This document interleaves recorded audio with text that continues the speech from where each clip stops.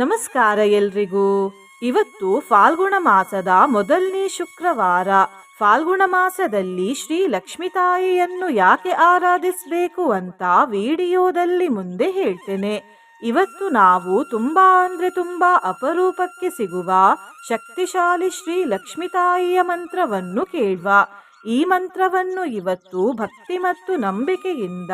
ಬೆಳಿಗ್ಗೆ ಹಾಗೂ ಸಂಜೆ ತಲಾ 108 ಬಾರಿ ಕೇಳಿದ್ರೆ ಸರ್ವ ಸೌಭಾಗ್ಯ ಪ್ರಾಪ್ತಿಯಾಗ್ತದೆ, ಉತ್ತಮ ಆರೋಗ್ಯ ಭಾಗ್ಯ ದೊರೆಯುತ್ತದೆ, ಋಣದಿಂದ ಮುಕ್ತಿ ಸಿಗ್ತದೆ, ಅವೈಧವ್ಯದ ಭಾಗ್ಯ ದೊರೆಯುತ್ತದೆ, ಸಂತಾನಹೀನರಿಗೆ ಸಂತಾನ ಪ್ರಾಪ್ತಿಯಾಗ್ತದೆ, ಪಾಪನಾಶವಾಗ್ತದೆ ಮತ್ತು ಹಣಕಾಸಿಗೆ ಸಂಬಂಧಿಸಿದ ತೊಂದರೆಗಳು ದೂರವಾಗ್ತವೆ.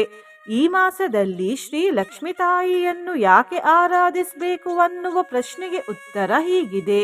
ಶ್ರೀ ಲಕ್ಷ್ಮೀ ತಾಯಿ ಈ ಮಾಸದಲ್ಲೇ ಸಮುದ್ರ ಮಂಥನದ ಸಮಯದಲ್ಲಿ ಕ್ಷೀರಸಾಗರದಿಂದ ಉದ್ಭವರಾಗಿದ್ದರು. ಈ ಕಾರಣದಿಂದ ಫಾಲ್ಗುಣ ಮಾಸದಲ್ಲಿ ಶ್ರೀ ಲಕ್ಷ್ಮೀ ತಾಯಿಯನ್ನು ಆರಾಧಿಸಬೇಕು. ನಿನ್ನೆ ನಾನು ಕೇಳಿದ ಪ್ರಶ್ನೆ, ಬೃಹಸ್ಪತಿ ಗುರುಗಳು ಯಾರ ಗುರುಗಳು ಅಂತ. ಈ ಪ್ರಶ್ನೆಗೆ ಸರಿಯುತ್ತರ ಎ ದೇವತೆಯರ ಗುರುಗಳು. ಸರಿಯುತ್ತರ ಕೊಟ್ಟವರಲ್ಲಿ ಒಬ್ಬರ ಹೆಸರು ಶ್ರೀಕಂಠ ಮರಿಯಪ್ಪ. ಶ್ರೀಕಂಠ ಮರಿಯಪ್ಪ ಅವರೇ ಭಕ್ತಿ ಮಾಡುವುದನ್ನು ಮುಂದುವರಿಸಿ ಅಂತ ಹೇಳ್ತಾ ಇವತ್ತಿನ ಪ್ರಶ್ನೆಯನ್ನು ನೋಡುವ. ಫಾಲ್ಗುಣ ಮಾಸದಲ್ಲಿ ಶ್ರೀಲಕ್ಷ್ಮೀ ತಾಯಿಯ ಜಯಂತಿಯ ಜೊತೆ ಯಾರ ಜಯಂತಿಯೂ ಇದೆ. ಎ ಸೂರ್ಯದೇವರ ಜಯಂತಿ ಇದೆ, ಬಿ ಚಂದ್ರದೇವರ ಜಯಂತಿ ಇದೆ, ಸಿ ಬುಧದೇವರ ಜಯಂತಿ ಇದೆ, ಡಿ ಶನಿದೇವರ ಜಯಂತಿ ಇದೆ. ಈ ಪ್ರಶ್ನೆಗೆ ಸರಿಯುತ್ತರ ಕೊಟ್ಟವರಲ್ಲಿ ಒಬ್ಬರ ಹೆಸರನ್ನು ನಾಳಿನ ವಿಡಿಯೋದಲ್ಲಿ ಹೇಳ್ತೇನೆ. ಬನ್ನಿ ಈಗ ಈ ಶಕ್ತಿಶಾಲಿ ಶ್ರೀಲಕ್ಷ್ಮಿ ಮಂತ್ರವನ್ನು 108 ಬಾರಿ ಭಕ್ತಿಯಿಂದ ಕೇಳುವ. ಅದಕ್ಕಿಂತ ಮುಂಚೆ ಓಂ ನಮೋ ಲಕ್ಷ್ಮೀನಾರಾಯಣ ಅಂತ ಕಮೆಂಟ್ ಮಾಡಿ, ಚಾನಲ್ಗೆ ಹೊಸಬ್ರಾಗಿದ್ದರೆ ಚಾನಲನ್ನು ಸಬ್ಸ್ಕ್ರೈಬ್ ಮಾಡಿ, ಹತ್ರ ಇರುವ ಬೆಲ್ ಬಟನ್ ಪ್ರೆಸ್ ಮಾಡಿ, ಆಲ್ ಅನ್ನುವ ಆಪ್ಷನ್ ಅನ್ನು ಸೆಲೆಕ್ಟ್ ಮಾಡಿ. ಆರೋಗ್ಯಂ ದೇಹಿ ಪುತ್ರಾಂಶ್ಚ ಅವೈಧವ್ಯಂ ಪ್ರಯಚ್ಛ ಮೇ ಸಂಧ್ಯಾದೀಪಸ್ತವಮಿದಂ ನಿತ್ಯಂ ನಾರಿ ಪಠೇತ್ತು ಯಾ ಸರ್ವಸೌಭಾಗ್ಯಯುಕ್ತಾ ಸ್ಯಾ ಲಕ್ಷ್ಮ್ಯನುಗ್ರಹತಃ ಸದಾ. ಆರೋಗ್ಯಂ ದೇಹಿ ಪುತ್ರಾಂಶ್ಚ ಅವೈಧವ್ಯಂ ಪ್ರಯಚ್ಛ ಮೇ ಸಂಧ್ಯಾದೀಪಸ್ತವಮಿದಂ ನಿತ್ಯಂ ನಾರಿ ಪಠೇತ್ತು ಯಾ ಸರ್ವಸೌಭಾಗ್ಯಯುಕ್ತಾ ಸ್ಯಾ ಲಕ್ಷ್ಮ್ಯನುಗ್ರಹತಃ ಸದಾ. ಆರೋಗ್ಯಂ ದೇಹಿ ಪುತ್ರಾಂಶ್ಚ ಅವೈಧವ್ಯಂ ಪ್ರಯಚ್ಛ ಮೇ ಸಂಧ್ಯಾದೀಪಸ್ತವಮಿದಂ ನಿತ್ಯಂ ನಾರಿ ಪಠೇತ್ತು ಯಾ ಸರ್ವಸೌಭಾಗ್ಯಯುಕ್ತಾ ಸ್ಯಾ ಲಕ್ಷ್ಮ್ಯನುಗ್ರಹತಃ ಸದಾ. ಆರೋಗ್ಯಂ ದೇಹಿ ಪುತ್ರಾಂಶ್ಚ ಅವೈಧವ್ಯಂ ಪ್ರಯಚ್ಛ ಮೇ ಸಂಧ್ಯಾದೀಪಸ್ತವಮಿದಂ ನಿತ್ಯಂ ನಾರಿ ಪಠೇತ್ತು ಯಾ ಸರ್ವಸೌಭಾಗ್ಯಯುಕ್ತಾ ಸ್ಯಾ ಲಕ್ಷ್ಮ್ಯನುಗ್ರಹತಃ ಸದಾ. ಆರೋಗ್ಯಂ ದೇಹಿ ಪುತ್ರಾಂಶ್ಚ ಅವೈಧವ್ಯಂ ಪ್ರಯಚ್ಛ ಮೇ ಸಂಧ್ಯಾದೀಪಸ್ತವಮಿದಂ ನಿತ್ಯಂ ನಾರಿ ಪಠೇತ್ತು ಯಾ ಸರ್ವಸೌಭಾಗ್ಯಯುಕ್ತಾ ಸ್ಯಾ ಲಕ್ಷ್ಮ್ಯನುಗ್ರಹತಃ ಸದಾ. ಆರೋಗ್ಯಂ ದೇಹಿ ಪುತ್ರಾಂಶ್ಚ ಅವೈಧವ್ಯಂ ಪ್ರಯಚ್ಛ ಮೇ ಸಂಧ್ಯಾದೀಪಸ್ತವಮಿದಂ ನಿತ್ಯಂ ನಾರಿ ಪಠೇತ್ತು ಯಾ ಸರ್ವಸೌಭಾಗ್ಯಯುಕ್ತಾ ಸ್ಯಾ ಲಕ್ಷ್ಮ್ಯನುಗ್ರಹತಃ ಸದಾ. ಆರೋಗ್ಯಂ ದೇಹಿ ಪುತ್ರಾಂಶ್ಚ ಅವೈಧವ್ಯಂ ಪ್ರಯಚ್ಛ ಮೇ ಸಂಧ್ಯಾದೀಪಸ್ತವಮಿದಂ ನಿತ್ಯಂ ನಾರಿ ಪಠೇತ್ತು ಯಾ ಸರ್ವಸೌಭಾಗ್ಯಯುಕ್ತಾ ಸ್ಯಾ ಲಕ್ಷ್ಮ್ಯನುಗ್ರಹತಃ ಸದಾ. ಆರೋಗ್ಯಂ ದೇಹಿ ಪುತ್ರಾಂಶ್ಚ ಅವೈಧವ್ಯಂ ಪ್ರಯಚ್ಛ ಮೇ ಸಂಧ್ಯಾದೀಪಸ್ತವಮಿದಂ ನಿತ್ಯಂ ನಾರಿ ಪಠೇತ್ತು ಯಾ ಸರ್ವಸೌಭಾಗ್ಯಯುಕ್ತಾ ಸ್ಯಾ ಲಕ್ಷ್ಮ್ಯನುಗ್ರಹತಃ ಸದಾ. ಆರೋಗ್ಯಂ ದೇಹಿ ಪುತ್ರಾಂಶ್ಚ ಅವೈಧವ್ಯಂ ಪ್ರಯಚ್ಛ ಮೇ सन्ध्यादीपस्तवमिदं नित्यं नारिपटेत्तु या सर्वसौभाग्ययुक्ता स्या लक्ष्म्यनुग्रहतः सदा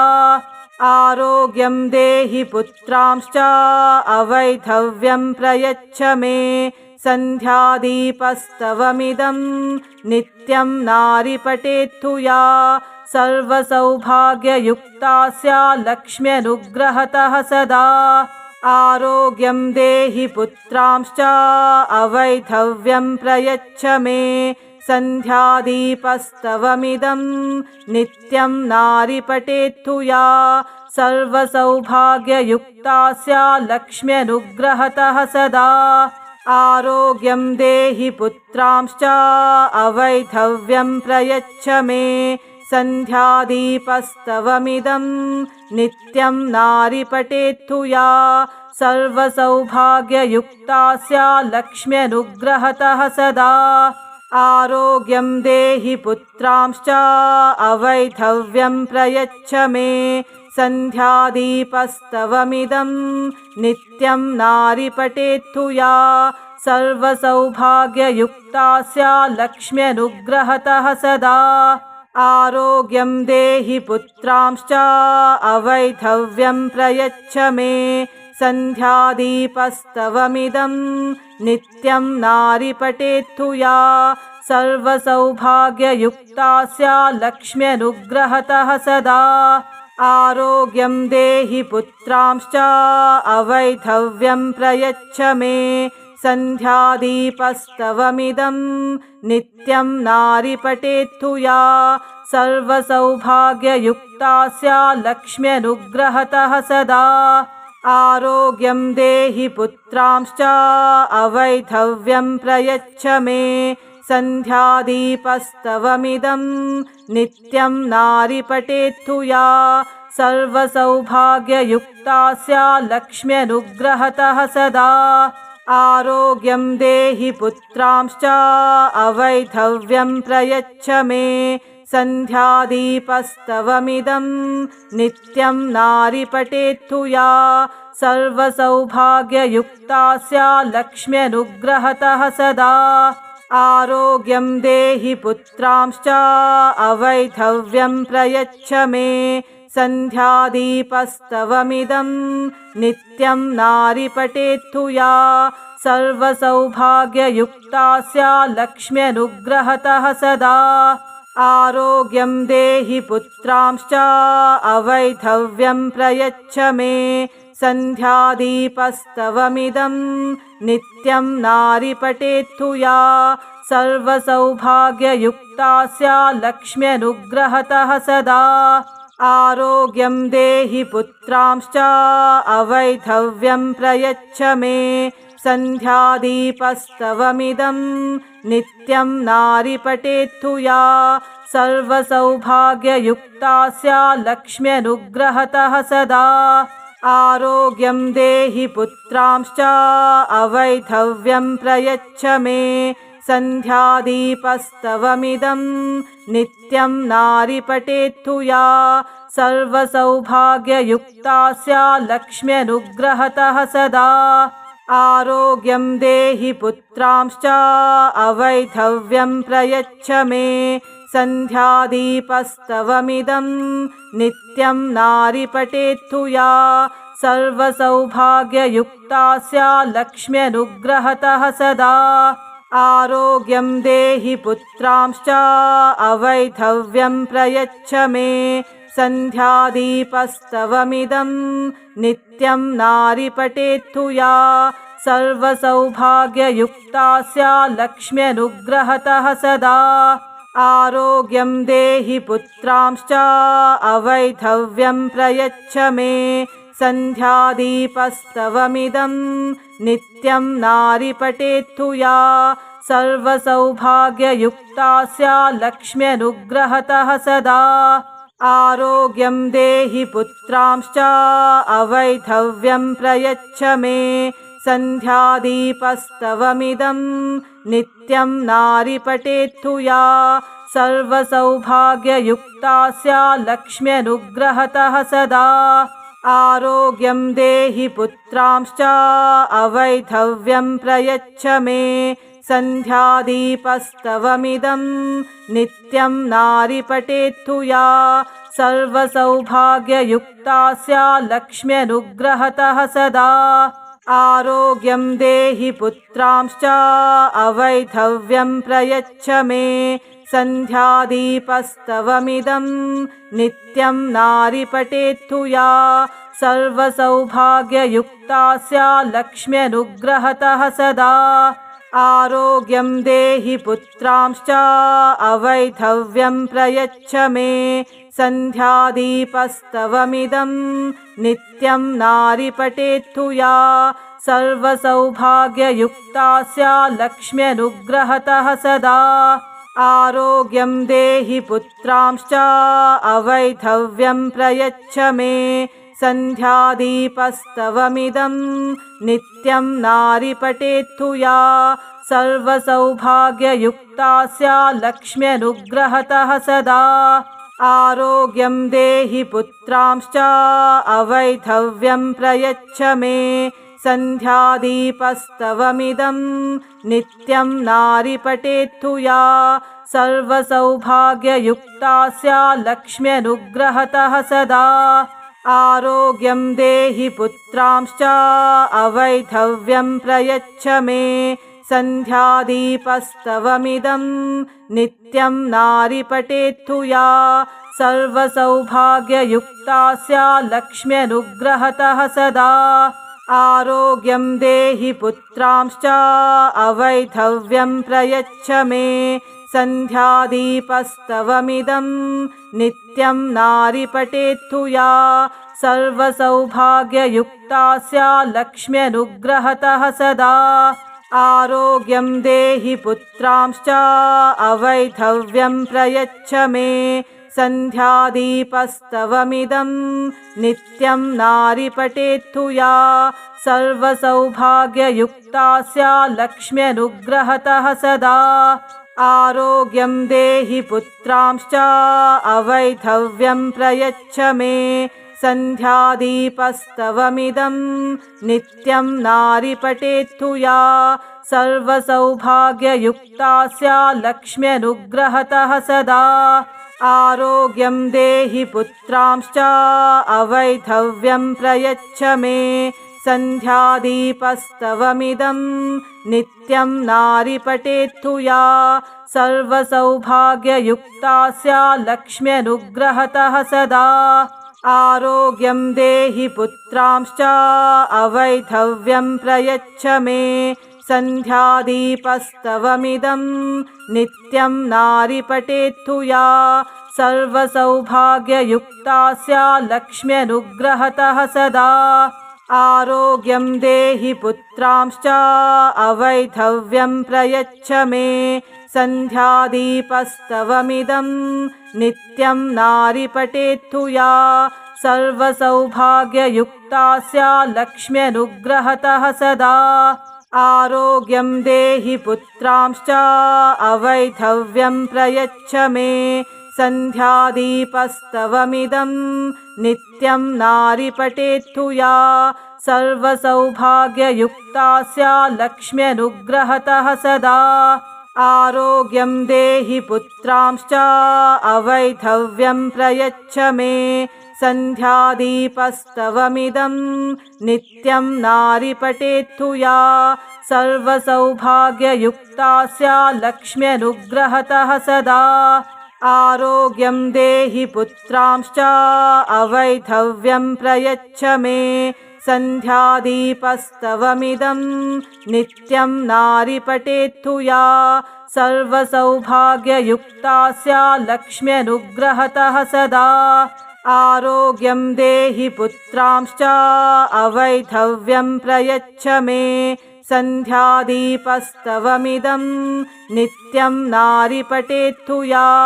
सर्वसौभाग्ययुक्ता स्या लक्ष्म्यनुग्रहतः सदा आरोग्यं देहि पुत्रांश्च अवैधव्यं प्रयच्छ मे सन्ध्यादीपस्तवमिदं नित्यं नारी पठेत्तु या सर्वसौभाग्ययुक्ता स्या लक्ष्म्यनुग्रहतः सदा आरोग्यं देहि पुत्रांश्च अवैधव्यं प्रयच्छ मे सन्ध्यादीपस्तवमिदं नित्यं नारी पठेत्तु या सर्वसौभाग्ययुक्ता स्या लक्ष्म्यनुग्रहतः सदा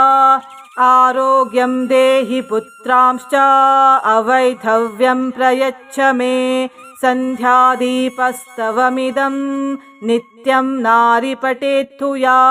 सर्वसौभाग्ययुक्ता स्या लक्ष्म्यनुग्रहतः सदा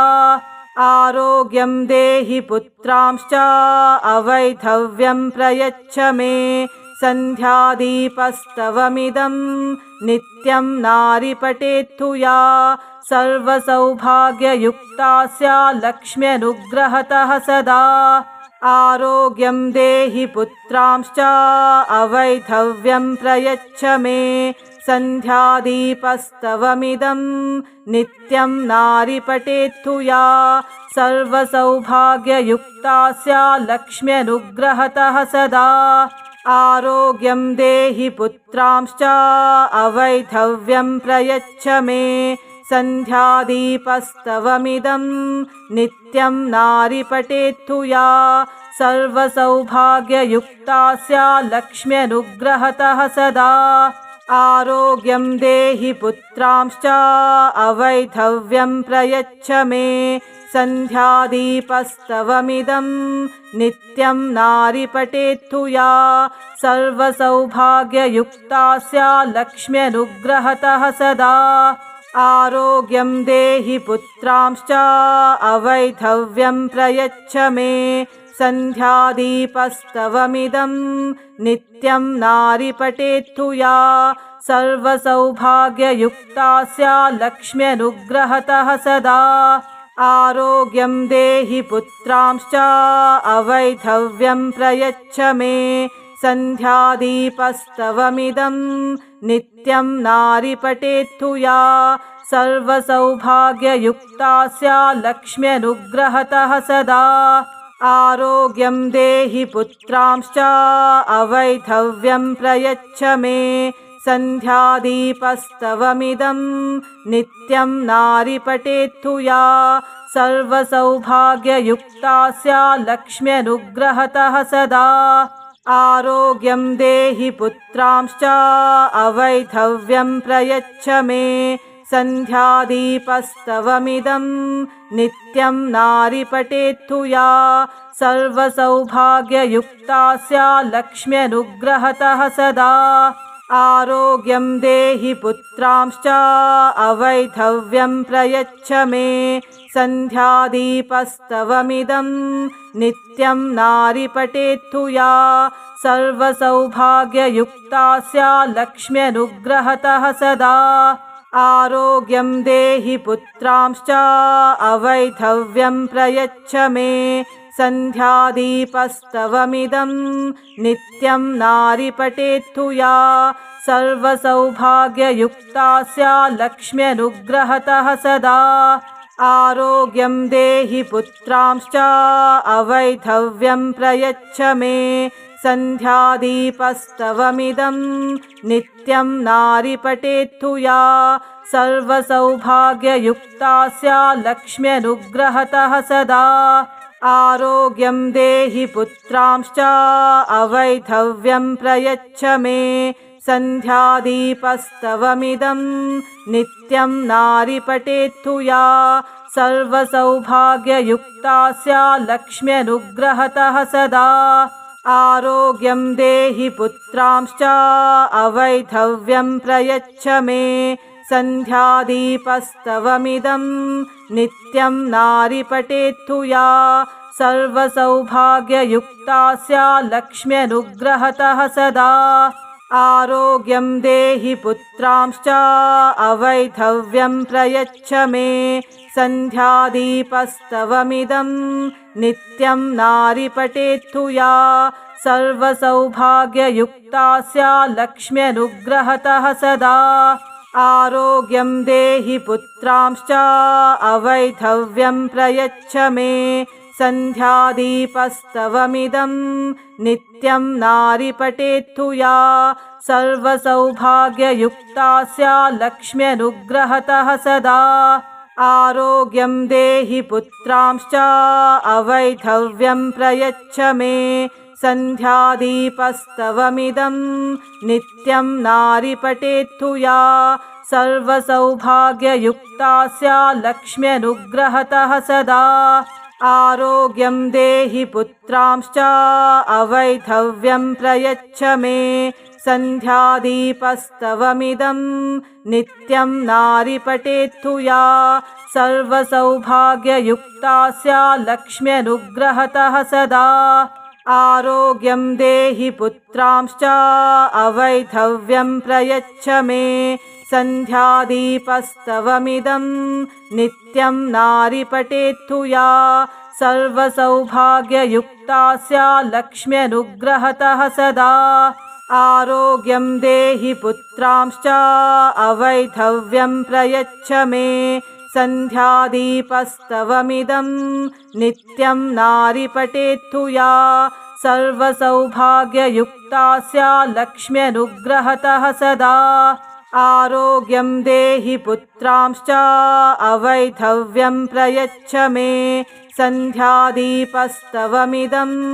नित्यं नारिपटेत्तु या सर्वसौभाग्ययुक्ता स्यात् लक्ष्म्यनुग्रहतः सदा आरोग्यं देहि पुत्रांश्च अवैधव्यं प्रयच्छ मे सन्ध्यादीपस्तवमिदं नित्यं नारिपटेत्तु या सर्वसौभाग्ययुक्ता स्यात् लक्ष्म्यनुग्रहतः सदा आरोग्यं देहि पुत्रांश्च अवैधव्यं प्रयच्छ मे सन्ध्यादीपस्तवमिदं नित्यं नारिपटेत्तु या सर्वसौभाग्ययुक्ता स्यात् लक्ष्म्यनुग्रहतः सदा आरोग्यं देहि पुत्रांश्च अवैधव्यं प्रयच्छ मे सन्ध्यादीपस्तवमिदं नित्यं नारिपटेत्तु या सर्वसौभाग्ययुक्ता स्यात् लक्ष्म्यनुग्रहतः सदा आरोग्यं देहि पुत्रांश्च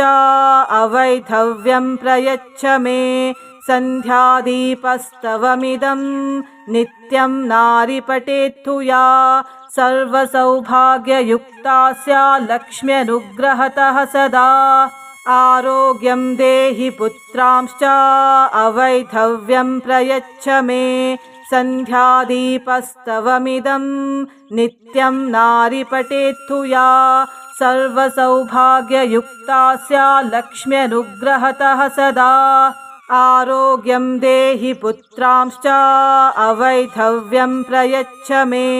सन्ध्यादीपस्तवमिदं नित्यं नारिपटेत्तु या सर्वसौभाग्ययुक्ता स्यात् लक्ष्म्यनुग्रहतः सदा आरोग्यं देहि पुत्रांश्च अवैधव्यं प्रयच्छ मे सन्ध्यादीपस्तवमिदं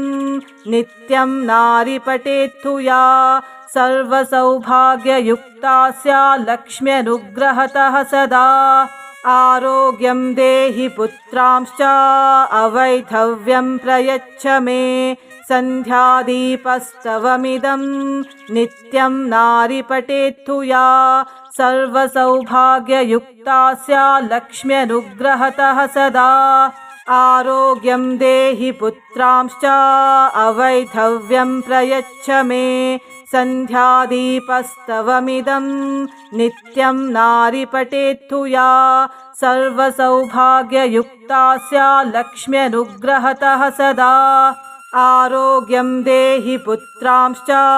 अवैधव्यं प्रयच्छ मे सन्ध्यादीपस्तवमिदं नित्यं नारिपटेत्तु या सर्वसौभाग्ययुक्ता स्यात् लक्ष्म्यनुग्रहतः सदा आरोग्यं देहि पुत्रांश्च अवैधव्यं प्रयच्छ मे सन्ध्यादीपस्तवमिदं नित्यं नारिपटेत्तु या सर्वसौभाग्ययुक्ता स्या लक्ष्म्यनुग्रहतः सदा आरोग्यं देहि पुत्रांश्च अवैधव्यं प्रयच्छ मे सन्ध्यादीपस्तवमिदं नित्यं नारिपटेत्तु या सर्वसौभाग्ययुक्ता स्या लक्ष्म्यनुग्रहतः सदा आरोग्यं देहि पुत्रांश्च अवैधव्यं प्रयच्छ मे सन्ध्यादीपस्तवमिदं नित्यं नारिपटेत्तु या सर्वसौभाग्ययुक्ता स्या लक्ष्म्यनुग्रहतः सदा आरोग्यं देहि पुत्रांश्च अवैधव्यं प्रयच्छ मे सन्ध्यादीपस्तवमिदं नित्यं नारिपटेत्तु या सर्वसौभाग्ययुक्ता स्या लक्ष्म्यनुग्रहतः सदा आरोग्यं देहि पुत्रांश्च अवैधव्यं प्रयच्छ मे सन्ध्यादीपस्तवमिदं नित्यं नारिपटेत्तु या सर्वसौभाग्ययुक्ता स्या लक्ष्म्यनुग्रहतः सदा आरोग्यं देहि पुत्रांश्च अवैधव्यं प्रयच्छ मे सन्ध्यादीपस्तवमिदं नित्यं नारिपटेत्तु या सर्वसौभाग्ययुक्ता स्या लक्ष्म्यनुग्रहतः सदा आरोग्यं देहि पुत्रांश्च अवैधव्यं प्रयच्छ मे सन्ध्यादीपस्तवमिदं नित्यं नारिपटेत्तु या सर्वसौभाग्ययुक्ता स्या लक्ष्म्यनुग्रहतः सदा आरोग्यं देहि पुत्रांश्च अवैधव्यं प्रयच्छ मे सन्ध्यादीपस्तवमिदं नित्यं नारिपटेत्तु या सर्वसौभाग्ययुक्ता स्या लक्ष्म्यनुग्रहतः सदा आरोग्यं देहि पुत्रांश्च अवैधव्यं प्रयच्छ मे सन्ध्यादीपस्तवमिदं नित्यं नारिपटेत्तु या सर्वसौभाग्ययुक्ता स्या लक्ष्म्यनुग्रहतः सदा आरोग्यं देहि पुत्रांश्च अवैधव्यं प्रयच्छ मे सन्ध्यादीपस्तवमिदं नित्यं नारिपटेत्तु या सर्वसौभाग्ययुक्ता स्या लक्ष्म्यनुग्रहतः सदा आरोग्यं देहि पुत्रांश्च अवैधव्यं प्रयच्छ मे सन्ध्यादीपस्तवमिदं नित्यं नारिपटेत्तु या सर्वसौभाग्ययुक्ता स्या लक्ष्म्यनुग्रहतः सदा आरोग्यं देहि पुत्रांश्च अवैधव्यं प्रयच्छ मे सन्ध्यादीपस्तवमिदं नित्यं नारिपटेत्तु या सर्वसौभाग्ययुक्ता स्या लक्ष्म्यनुग्रहतः सदा आरोग्यं देहि पुत्रांश्च अवैधव्यं प्रयच्छ मे सन्ध्यादीपस्तवमिदं नित्यं नारिपटेत्तु या सर्वसौभाग्ययुक्ता स्या लक्ष्म्यनुग्रहतः सदा आरोग्यं देहि पुत्रांश्च अवैधव्यं प्रयच्छ मे सन्ध्यादीपस्तवमिदं नित्यं नारिपटेत्तु या सर्वसौभाग्ययुक्ता स्या लक्ष्म्यनुग्रहतः सदा आरोग्यं देहि पुत्रांश्च अवैधव्यं प्रयच्छ मे सन्ध्यादीपस्तवमिदं नित्यं नारिपटेत्तु या सर्वसौभाग्ययुक्ता स्या लक्ष्म्यनुग्रहतः सदा आरोग्यं देहि पुत्रांश्च अवैधव्यं प्रयच्छ मे सन्ध्यादीपस्तवमिदं नित्यं नारिपटेत्तु या सर्वसौभाग्ययुक्ता स्या लक्ष्म्यनुग्रहतः सदा आरोग्यं देहि पुत्रांश्च अवैधव्यं प्रयच्छ मे सन्ध्यादीपस्तवमिदं नित्यं नारिपटेत्तु या सर्वसौभाग्ययुक्ता स्या लक्ष्म्यनुग्रहतः सदा आरोग्यं देहि पुत्रांश्च अवैधव्यं प्रयच्छ मे सन्ध्यादीपस्तवमिदं नित्यं नारी पठेत्तु या सर्वसौभाग्ययुक्ता स्या लक्ष्म्यनुग्रहतः सदा आरोग्यं देहि पुत्रांश्च अवैधव्यं प्रयच्छ मे सन्ध्यादीपस्तवमिदं नित्यं नारी पठेत्तु या सर्वसौभाग्ययुक्ता स्या लक्ष्म्यनुग्रहतः सदा आरोग्यं देहि पुत्रांश्च अवैधव्यं प्रयच्छ मे सन्ध्यादीपस्तवमिदं नित्यं नारी पठेत्तु या सर्वसौभाग्ययुक्ता स्या लक्ष्म्यनुग्रहतः सदा आरोग्यं देहि पुत्रांश्च अवैधव्यं प्रयच्छ मे सन्ध्यादीपस्तवमिदं नित्यं नारी पठेत्तु या सर्वसौभाग्ययुक्ता स्या लक्ष्म्यनुग्रहतः सदा आरोग्यं देहि पुत्रांश्च अवैधव्यं प्रयच्छ मे सन्ध्यादीपस्तवमिदं नित्यं नारी पठेत्तु या सर्वसौभाग्ययुक्ता स्या लक्ष्म्यनुग्रहतः सदा आरोग्यं देहि पुत्रांश्च अवैधव्यं प्रयच्छ मे सन्ध्यादीपस्तवमिदं नित्यं नारी पठेत्तु या सर्वसौभाग्ययुक्ता स्या लक्ष्म्यनुग्रहतः सदा आरोग्यं देहि पुत्रांश्च अवैधव्यं प्रयच्छ मे सन्ध्यादीपस्तवमिदं नित्यं नारी पठेत्तु या सर्वसौभाग्ययुक्ता स्या लक्ष्म्यनुग्रहतः सदा आरोग्यं देहि पुत्रांश्च अवैधव्यं प्रयच्छ मे सन्ध्यादीपस्तवमिदं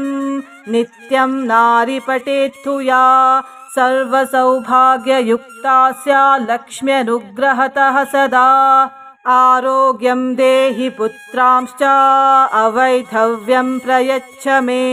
सन्ध्यादीपस्तवमिदं नित्यं नारी पठेत्तु या सर्वसौभाग्ययुक्ता स्या लक्ष्म्यनुग्रहतः सदा आरोग्यं देहि पुत्रांश्च अवैधव्यं प्रयच्छ मे सन्ध्यादीपस्तवमिदं नित्यं नारी पठेत्तु या सर्वसौभाग्ययुक्ता स्या लक्ष्म्यनुग्रहतः सदा आरोग्यं देहि पुत्रांश्च अवैधव्यं प्रयच्छ मे सन्ध्यादीपस्तवमिदं नित्यं नारी पठेत्तु या सर्वसौभाग्ययुक्ता स्या लक्ष्म्यनुग्रहतः सदा आरोग्यं देहि पुत्रांश्च अवैधव्यं प्रयच्छ मे सन्ध्यादीपस्तवमिदं नित्यं नारी पठेत्तु या सर्वसौभाग्ययुक्ता स्या लक्ष्म्यनुग्रहतः सदा आरोग्यं देहि पुत्रांश्च अवैधव्यं प्रयच्छ मे सन्ध्यादीपस्तवमिदं